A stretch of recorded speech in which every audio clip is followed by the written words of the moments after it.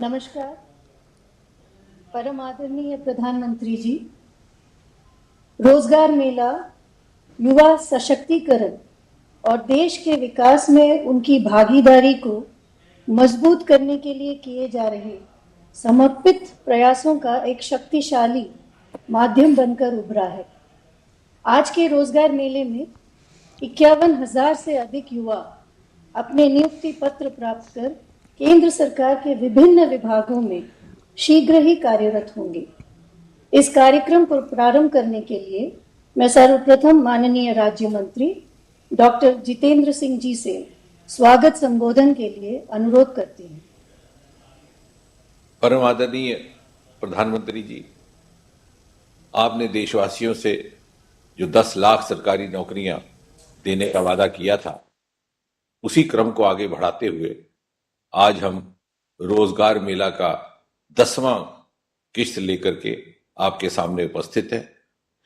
आज एक बार फिर आपके द्वारा बटन दबाते ही देश के भिन्न भिन्न राज्यों एवं केंद्र शासित प्रदेशों में 50,000 से अधिक नियुक्ति पत्र जारी कर दिए जाएंगे और इन नियुक्ति पत्र को प्राप्त करने वालों को साथ ही साथ मिशन कर्मयोगी प्रारंभ का विकल्प भी उपलब्ध करवा दिया जाएगा, ताकि वो अपने नए दायित्व को ग्रहण करते हुए अपने आप को उसके लिए शिक्षित प्रशिक्षित कर सके। प्रधानमंत्री जी, आज के रोजगार मेला की एक विशेषता यह है कि अधिकतर नियुक्तियां रेल विभाग में हो रही हैं। हम सब जानते हैं, पिछली 2 शताब्दी से भारत और भारतवासियों के लिए रेल केवल यातायात का ही एक प्रमुख साधन नहीं रहा, बल्कि यूं भी कहा जा सकता है कि हमारे रोजमर्रा की जिंदगी में हमारे सोशल कल्चर और यहां तक कि हमारे साहित्य का भी रेलवे एक महत्वपूर्ण अंग बन चुका है। जीवन की गति का प्रतीक रेल, सपनों की उड़ान का प्रतीक रेल, अपनों से मिलने और बिछड़ने का प्रतीक रेल। लेकिन इसके बावजूद विडंबना ये कि आजादी के बाद किसी भी सरकार ने इस सेक्टर को उस तरह की तवज्जो नहीं दी जिसका यह हकदार था। और यह बात प्रमाणित हो जाती है जब आप कुछ तर्क आधारित तथ्यों पर नजर दौड़ाएं, तो उदाहरण के तौर पर देखा जाएगा कि आजादी के बाद लगभग 65 वर्ष में 2014 तक 14,985 किलोमीटर रेल ट्रैक स्थापित किए गए और उसके उपरांत मात्र 9 वर्षों में आपके कार्यकाल में ये लगभग मात्रा दुगनी हो गई और 25,000 किलोमीटर तक रेल ट्रैक स्थापित होने में और करवाने में हम सफल रहे। इसी प्रकार उदाहरण अनेक हैं। अगर मिसाल के तौर पर रेलवे अंडरपासेस और रेलवे ब्रिजेस की बात की जाए तो 2014 में इसकी संख्या 4,418 थी। मात्र 9 वर्षों में यह संख्या 2 गुना बढ़कर के 10,867 हो गई। विश्व का सबसे ऊंचा रेल का पुल भी हिंदुस्तान में निर्माणित हुआ है, जम्मू कश्मीर के रियासी जिला में, और कश्मीर घाटी को पहली बार बाकी देश के साथ रेल के माध्यम से जोड़ने का काम भी आप ही के कार्यकाल में संपन्न हो रहा है। उधर दूसरी ओर आए दिन रेल दुर्घटनाओं के समाचार पढ़ने को मिलते थे। सन 2014 का यदि हम आंकड़ा देखें तो प्रतिवर्ष औसतन 171 रेल एक्सीडेंट्स हुआ करते थे। मात्र 9 वर्षों में आपके नेतृत्व में एनडीए की सरकार के दौरान यह संख्या 171 से कम होकर के केवल 71 प्रतिवर्ष रह गई। इतना ही नहीं, आपने अनेकों नए प्रयोग किए। सन 2014 से पहले वंदे भारत का किसी ने नाम तक न सुना था। आज 34 से अधिक वंदे भारत दौड़ रहे हैं और अभी हाल ही में आपने आरआरटीएस रैपिड ट्रेन को झंडी दिखा करके लोकार्पित किया और आप ही ने अमृत भारत स्टेशन का एक नया कॉन्सेप्ट हिंदुस्तान को दिया। और आज ये जो युवा कर्मी रेल विभाग में अपनी जिम्मेवारी संभालने जा रहे हैं, ये भारत के वो भाग्यशाली नागरिक हैं जो अमृतकाल के अगले 25 वर्षों में भारत की तीव्र गति की प्रगति यात्रा के साक्षी भी रहेंगे और सन 2047 में शताब्दी भारत की रेलगाड़ी का संचालन करने का काम भी इन्हीं के हिस्से में आया है। प्रधानमंत्री जी, आज के रोजगार मेला की एक और विशेषता है और वो ये कि इन 50,000 नियुक्ति पत्रों में से लगभग 21% महिलाओं को दिए जा रहे हैं।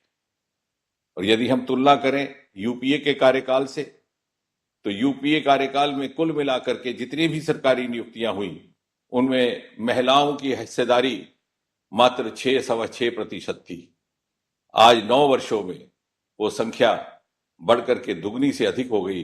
12 से 13% नियुक्तियां गत 9 वर्षों में महिलाओं की रही हैं। आपने नारी शक्ति को हर क्षेत्र में बढ़ावा दिया। वर्षों से चली आ रही मांग की पूर्ति करते हुए सदन में महिला आरक्षण कानून लाया। फौज में महिलाओं को कमीशन की अनुमति दी। अंतरिक्ष के क्षेत्र में आदित्य सोलर मिशन की डायरेक्टर महिला, चंद्रयान मिशन की ज्वाइंट डायरेक्टर महिला। और इसी ट्रेंड की झलक आज हमें इस रोजगार मेला में भी देखने को मिल रही है, जिसका ये संकेत है कि आने वाले समय में आपके सपनों के विकसित भारत के निर्माण में भारत के प्रत्येक नागरिक, प्रत्येक पुरुष और प्रत्येक स्त्री का बराबर का योगदान रहेगा, बराबर की हिस्सेदारी रहेगी। प्रधानमंत्री जी, हम सब आपको सुनने के लिए बेताब हैं। मैं अपनी बात यहीं पर समाप्त करता हूं। धन्यवाद माननीय मंत्री जी। रोजगार मेले की यह कड़ी, जहां एक और रोजगार एवं स्वरोजगार के सृजन होते नए अवसरों का संदेश लाई है, वहीं दूसरी ओर युवा कर्मयोगियों की कर्मठता से कार्य क्षमता में हो रहे विस्तार का भी संदेश लाई है। विकास यात्रा के इसी अमिट संकल्प को सब तक पहुंचाती प्रस्तुत है यह लघु फिल्म।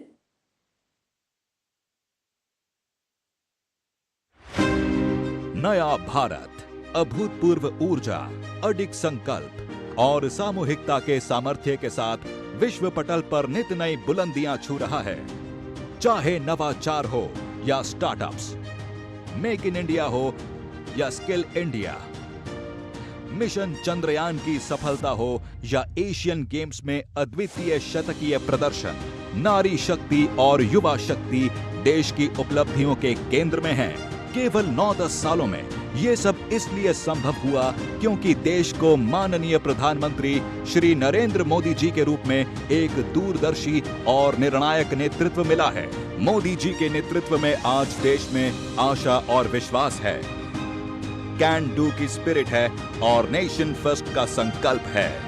देश की इस करीब 1 दशक की तेज विकास यात्रा में रोजगार, स्वरोजगार और स्वावलंबन के अनगिनत अवसरों का सृजन हुआ है।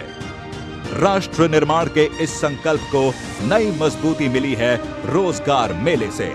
भारत सरकार और सहयोगी राज्य सरकारें मिलकर रोजगार मेलों के द्वारा लाखों सरकारी पदों पर नियुक्तियां कर रही हैं।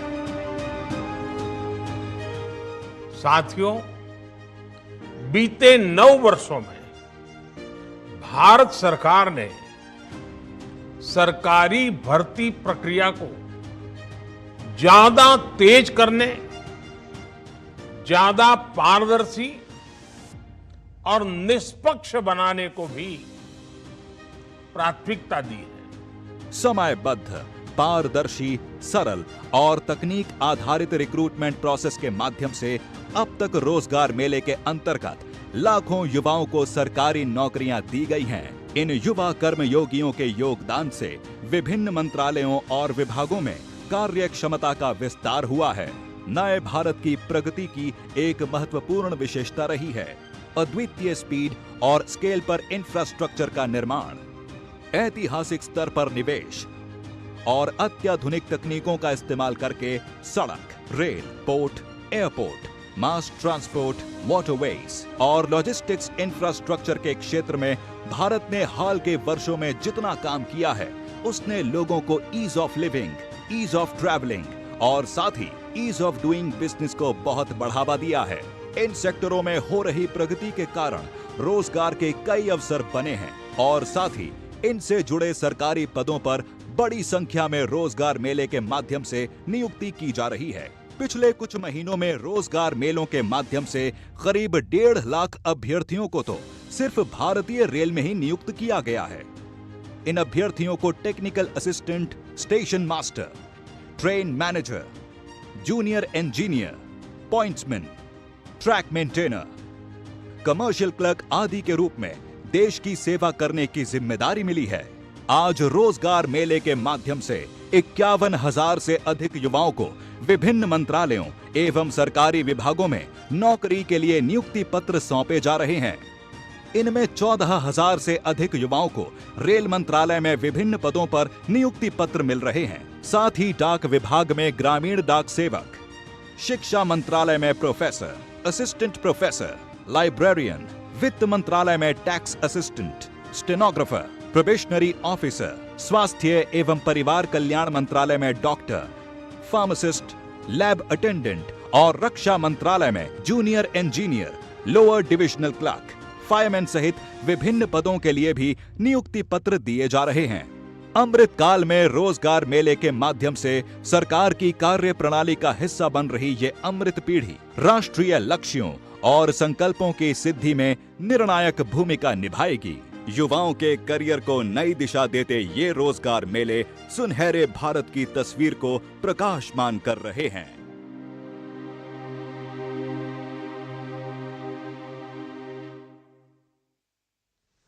अब मैं आदरणीय प्रधानमंत्री जी से प्रार्थना करती हूं कि वे रिमोट का बटन दबाकर नियुक्ति पत्रों के वितरण के इस महाअभियान का शुभारंभ करें।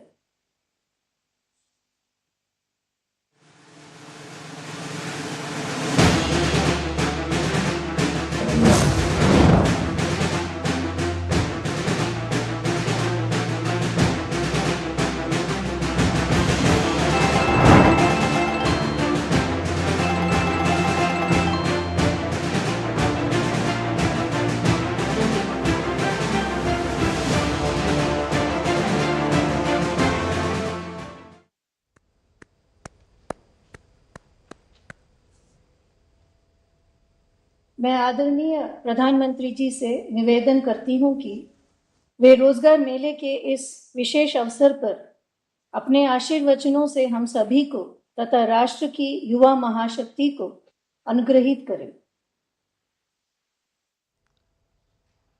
नमस्कार। रोजगार मेले की ये यात्रा इस महीने एक महत्वपूर्ण पड़ाव पर पहुंची है। पिछले वर्ष अक्टूबर महीने में ही रोजगार मेले की शुरुआत हुई थी। तब से निरंतर केंद्र और एनडीए शासित भाजपा शासित राज्यों में रोजगार मेले का आयोजन लगातार किया जा रहा है, बार बार किया जा रहा है। अब तक लाखों युवाओं को सरकारी नौकरी के नियुक्ति पत्र दिए जा चुके हैं। आज भी 50,000 से ज्यादा युवाओं को सरकारी नौकरी दी गई है। दिवाली में अभी कुछ ही समय बाकी है, लेकिन नियुक्ति पत्र पाने वाले 50,000 युवाओं के परिवार के लिए ये मौका दिवाली से जरा भी कम नहीं है। आप सभी ने कड़ी मेहनत से ये मुकाम हासिल किया है। इसके लिए आप सभी मेरे नौजवान साथी, विशेषकर हमारी बेटियां, बहुत बहुत बधाई के पात्र हैं। आपके परिवार को विशेष रूप से मेरी तरफ से बहुत बहुत शुभकामनाएं। साथियों, देश के अलग अलग राज्यों और केंद्र शासित प्रदेशों में आयोजित होने वाले रोजगार मेले युवाओं के प्रति हमारे कमिटमेंट का प्रमाण है। हमारी सरकार युवाओं के भविष्य को ध्यान में रखकर मिशन मोड में काम कर रही है। हम न सिर्फ रोजगार दे रहे हैं, बल्कि पूरे सिस्टम को पारदर्शी भी बनाए हुए हैं, जिससे नियुक्ति प्रक्रिया पर युवाओं का भरोसा बना हुआ है। हमने भर्ती प्रक्रिया को न सिर्फ स्ट्रीमलाइन किया है, बल्कि कुछ परीक्षाओं को रिस्ट्रक्चर भी किया है। स्टाफ सिलेक्शन कमीशन की रिक्रूटमेंट साइकिल में जो समय लगता था, वो लगने वाला समय अब करीब करीब आधा हो गया है। यानी सर्कुलर पत्र जारी होने से लेकर नियुक्ति पत्र देने तक के समय को काफी कम कर दिया है। इससे युवाओं के समय की बड़ी बचत हुई है। युवाओं के हित में सरकार ने एक और महत्वपूर्ण बदलाव किया है। एसएससी के कुछ परीक्षाओं को हिंदी, इंग्लिश और 13 क्षेत्रीय भाषाओं में लेना शुरू कर दिया है। इससे बड़ी संख्या में उन युवाओं को नौकरी के लिए आवेदन करने का अवसर मिल रहा है, जिनके रास्ते में भाषा की दीवार खड़ी थी। साथियों, आज भारत जिस दिशा में आगे बढ़ रहा है, जिस तेजी से आगे बढ़ रहा है, उससे हर सेक्टर में रोजगार के नए अवसर तैयार हो रहे हैं। आपने देखा होगा, कुछ ही दिन पहले गुजरात के धोरडो गांव को, आपको पता होगा धोरडो कच्छ जिले में पाकिस्तान की सीमा पर का गांव है। इस धोरडो गांव को यूनाइटेड नेशंस ने बेस्ट टूरिज्म विलेज के रूप में सम्मानित किया है। इससे पहले कर्नाटका के होयसला मंदिरों और पश्चिम बंगाल के शांति निकेतन को वर्ल्ड हेरिटेज साइट की पहचान मिली है। आप कल्पना कर सकते हैं कि इससे यहां पर्यटन की संभावना और अर्थव्यवस्था के विस्तार की संभावना कितनी बढ़ गई है। पहले पर्यटन बढ़ने का सीधा मतलब है कि वहां रोजगार के नए अवसर तेजी से बढ़ेंगे, जिसका फायदा ये टूरिज्म का ही तो परिणाम है, जिसका फायदा आसपास के होटल, छोटे छोटे दुकानदार, बस चलाने वाले, टैक्सी चलाने वाले, ऑटो रिक्शा चलाने वाले, इवन टूरिस्ट गाइड के काम करने वाले, हर किसी को लाभ होता है। ऐसे ही स्पोर्ट्स क्षेत्र ये ऐसे सेक्टर भी हैं जो रोजगार के नए अवसर तैयार कर रहे हैं। नेशनल इंटरनेशनल खेलों में हमारे खिलाड़ी ऐतिहासिक प्रदर्शन कर रहे हैं। ये उपलब्धियां हमारे देश के स्पोर्ट्स लैंडस्केप में भी बड़े बदलाव और विकास का संकेत है। और जब स्पोर्ट्स सेक्टर का विकास होता है तो सिर्फ बेहतर खिलाड़ी ही तैयार होते हैं ऐसा नहीं है, बल्कि इससे ट्रेनर्स, फिजियो, रेफरीज और स्पोर्ट्स न्यूट्रिशंस जैसे अनेक नए अवसर तैयार होते हैं।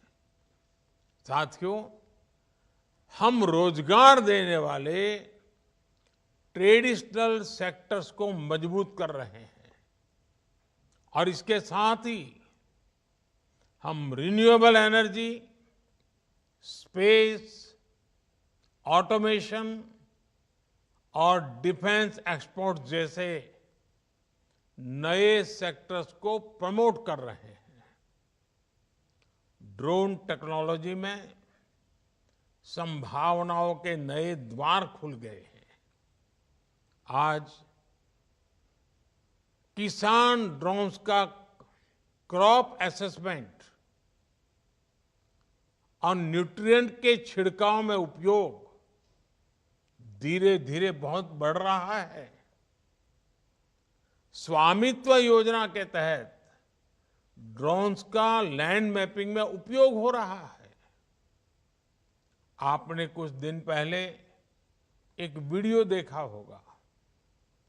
हिमाचल प्रदेश के लाहौल स्पीति में आईसीएमआर ने ड्रोन की मदद से एक जगह से दूसरी जगह दवा पहुंचाई। इस काम में पहले 2 घंटे का समय लगता था, लेकिन ड्रोन की मदद से ये 20, 25, 30 मिनट में ही, उससे भी कम समय में काम हो गया। ड्रोन्स ने बड़ी संख्या में स्टार्टअप्स को भी बढ़ावा दिया है। इस क्षेत्र में हो रहे निवेश से युवाओं को नए तरह के ड्रोन्स की डिजाइनिंग में मदद मिल रही है। मेरे परिवारजनों, इसी महीने हमने पूज्य बापू की जयंती भी मनाई है। गांधी जी ने चरखे को स्वदेशी और कर्मयोग के एक शक्तिशाली प्रतीक के रूप में इस्तेमाल किया। जो खादी अपनी चमक खो चुकी थी, उसकी चमक भी अब वापस लौट आई है। 10 साल पहले खादी की बिक्री 30,000 करोड़ रुपए के आसपास थी। अब ये 1.25 लाख करोड़ रुपए को भी पार कर गई है।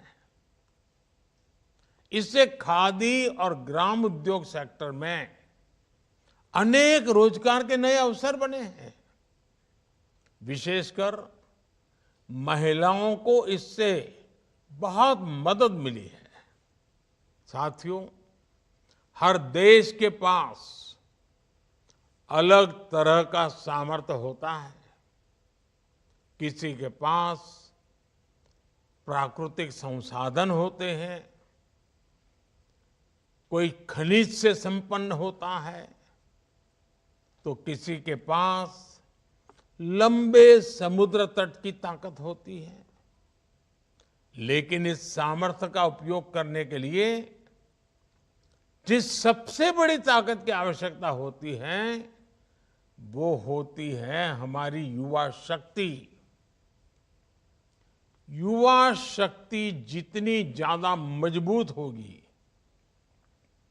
देश उतना ज्यादा विकास करेगा।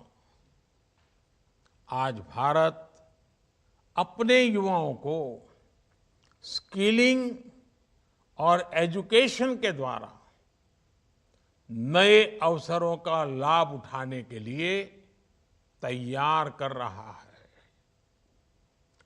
भविष्य की आधुनिक जरूरतों को देखते हुए देश में आधुनिक राष्ट्रीय शिक्षा नीति लागू की जा रही है। देश में बड़ी संख्या में नए मेडिकल कॉलेज, आईआईटी, आईआईएम या ट्रिपल आईटी जैसे कौशल विकास संस्थान खोले गए हैं।